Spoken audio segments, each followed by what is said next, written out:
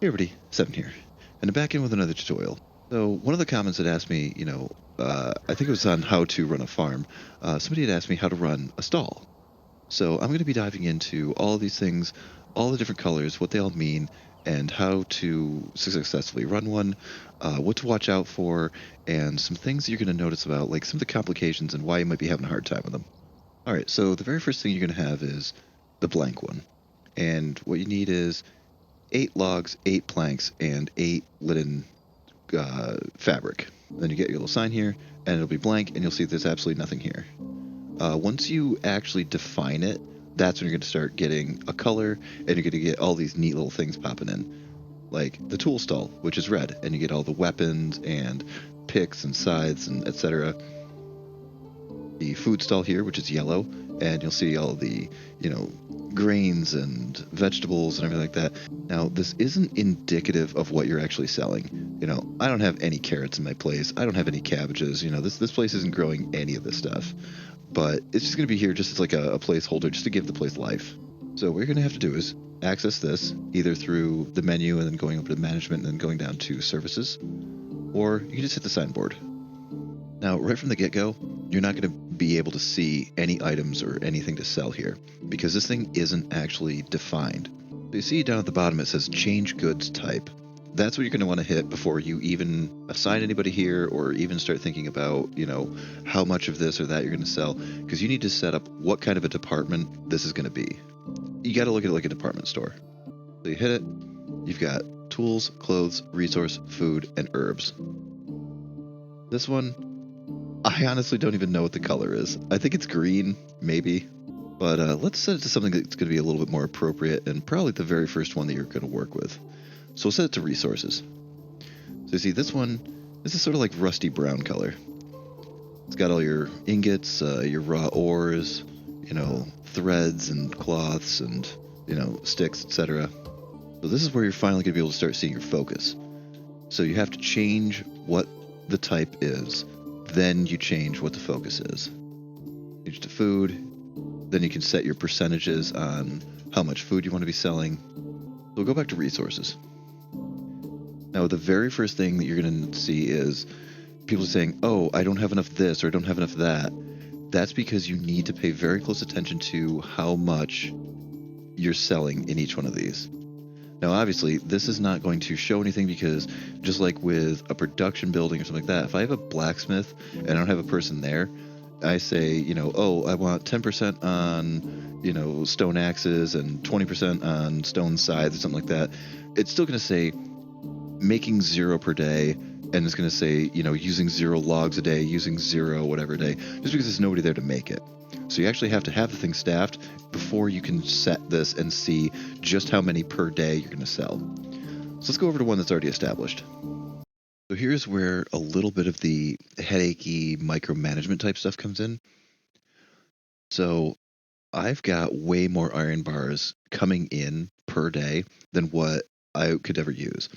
So the resource stall is probably your best bet, not really for money gain quite so much. There's others that are going to give way more cash per day than what the resource stall is going to give you.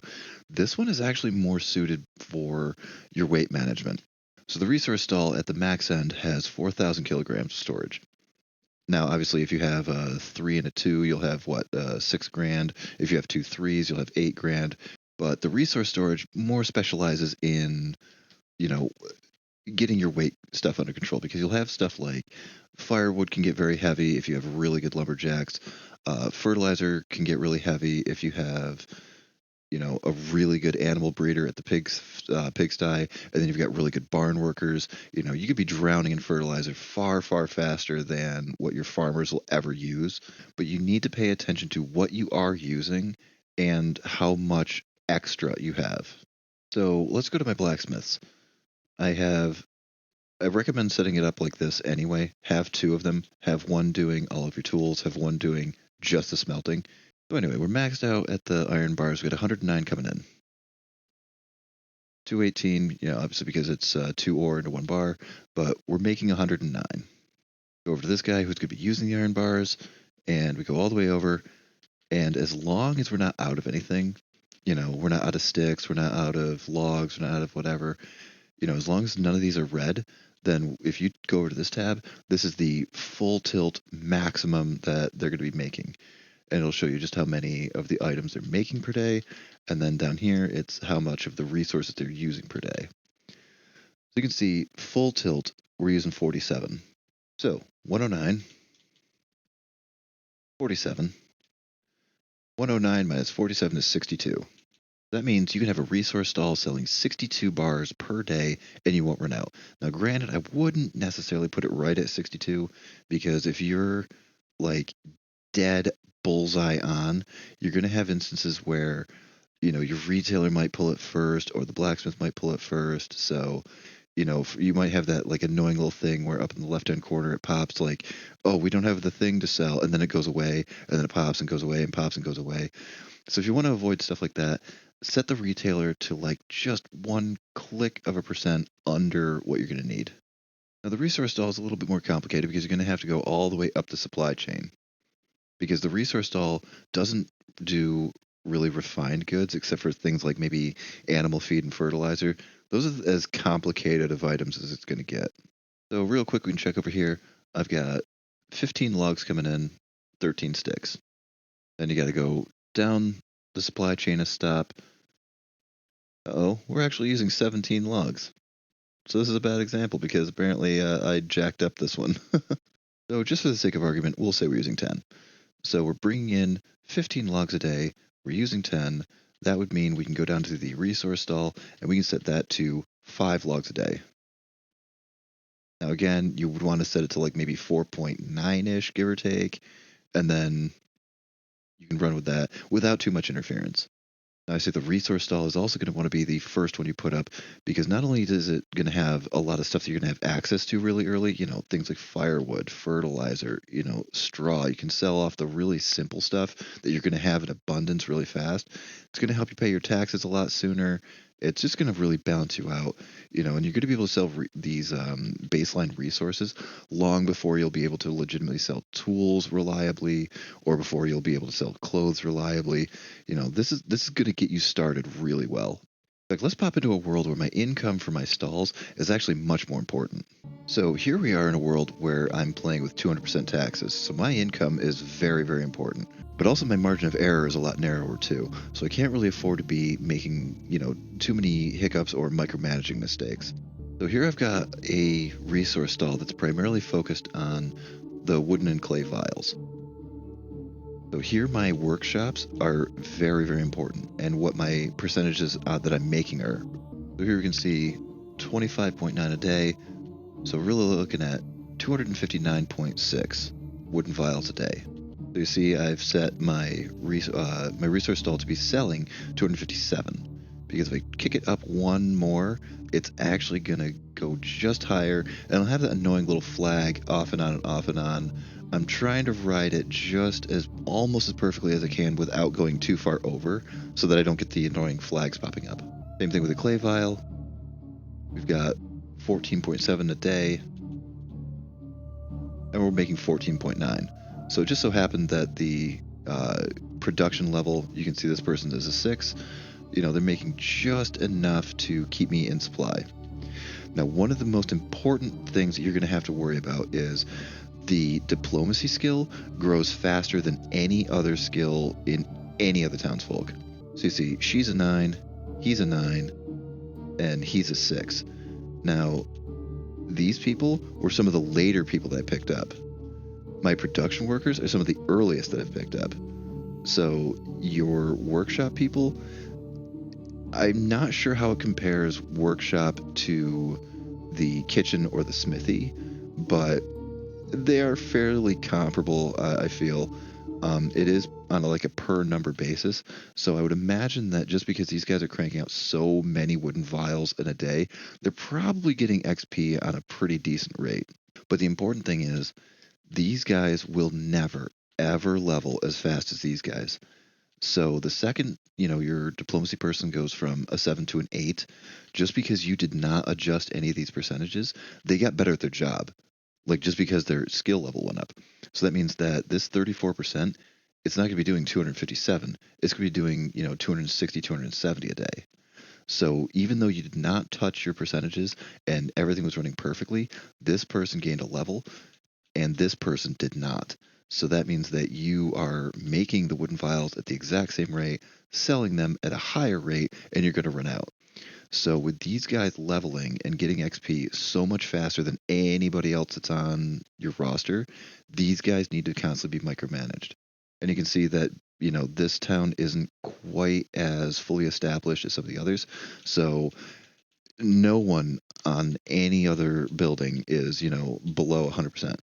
Every extraction, every production, everything is cranked all to 100%. The stalls are the only ones that are a little on the lower side. And you can see here with this guy, my clothing stall. I have a pretty successful tailor. I only have the one in this zone because we haven't reached the production technology to get the maxed out sewing hut with 2 people in it. So there's only one tailor. But what that tailor is doing is we need a couple of bags because we have a good farm going. And the rest of the focus of this individual is on making fur boots exclusively. So we're making 5.9, almost 6 a day. So we go down to the clothing stall, and what I've had to have been doing was I've been having to, dumb this guy down over and over and over because, like I've said, his skill is going much faster than what the tailor skill is going. So even though they're cranked out and they're just, full tilt making as many bags and as many fur boots as they possibly can in a day, they're going to be getting sold far faster. The resource stall is only at 59%. My clothes stall is only at 65%.